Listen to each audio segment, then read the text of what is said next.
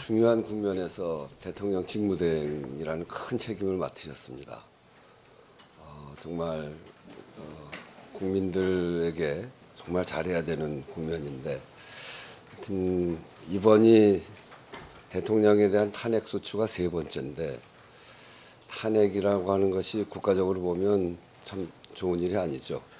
근데 국민의 뜻이 모인 일이고, 국가적인 불행을 국민이 바로잡는 그런 일이기 때문에 이제부터 상황을 잘 수습하고 국정을 안정시키는 일, 그것이 무엇보다 중요하다 이렇게 생각합니다. 그런 점에서 국정 운영의 대원칙은, 국정의 중심은 국민이다라고 하는 대원칙을 제대로 확립시키는 그런 과정이 돼야 될 것 같습니다. 저도 어제 그런 얘기를 했습니다만, 앞으로 국정 운영은 대외 신인도를 회복하고 민생 경제를 복원하는 일, 그것을 중심에다 놓고 일을 해야 된다, 이런 생각을 가지고 있고요. 그러자면 경제, 외교, 국방 이런 부분에서 모든 면에서 대내외적인 불안을 해소하고 또 우려를 빠르게 해소해서 제자리로 올 수 있도록 그렇게 함께 노력을 해야 된다고 생각합니다. 그런 점에서 정부, 국회가 함께 협력하고 합심해서 이 위기를 극복해 가야 된다, 이런 생각이고요. 국회의장도 우리 경제와 안보의 불확실성을 해소하기 위해서 적극적으로 협력할 생각입니다. 민생 부분은 더욱 각별하죠. 이 골목 경제, 바닥 경제가 정말 굉장히 어렵다는 게 국민들의 하소연입니다. 이제 그런 속에서 바닥 경제에 아주 가까이 가 있는 국회의원들의 역할이 매우 중요하고, 그렇기 때문에 국회는 이것을 극복해 가는 데 있어서 더 큰 책임을 지고 또 역할을 해야 하는 그런 각오를 해야 된다, 이렇게 생각을 하고 있고요. 저도 이 과정에서 각국 의회에 대한민국의 민주적 회복력에 대해서 신뢰해달라고 하는 그런 서신도 보낸 바가 있는데요.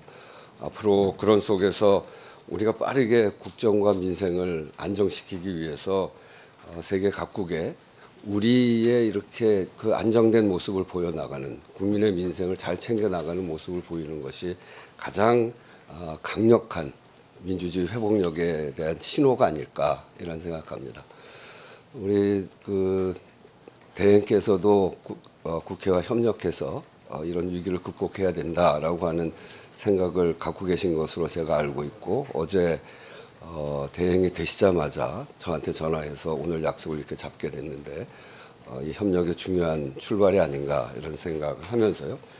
탄핵이라고 하는 정치적 격변 과정에 불가피한 갈등도 있을 수 있습니다만, 그럴 때일수록 여야 그리고 정부가 함께 힘을 모으는 일, 이것이 국민을 안정시키는 일이라고 생각하고, 오늘 약간의 이견도 있긴 합니다만, 그럼에도 불구하고 국회와 정부의 국정협의체를 구성하고 조속히 가동시키는 일, 그것이 매우 중요한 일이다, 이렇게 생각을 하면서 국회와 이 국정의 중심은 국민이고, 그리고 국회는 국정 운영의 동반자라고 하는 그런 민주적인 그런 국정 운영이 될 수 있도록 대통령 대행께서도 각별히 함께 힘을 모아 나가고자 그렇게 해주시면 감사하겠습니다.